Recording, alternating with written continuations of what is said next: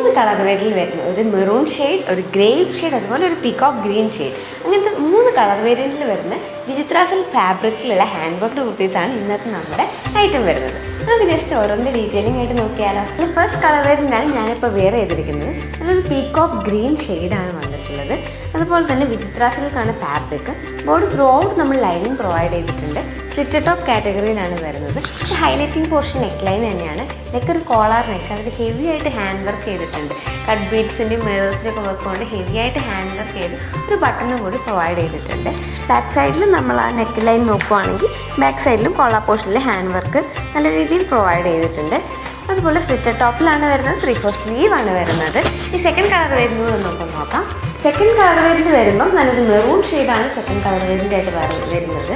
ഇതുപോലെ തന്നെ neck line highlight ചെയ്ത് നല്ല അടിപൊളിയായിട്ട് നല്ലൊരു സിമ്പിൾ ആൻഡ് എലഗൻറ്റ് ലുക്കായിട്ടാണ് ഈ ഐറ്റം വന്നിട്ടുള്ളത്.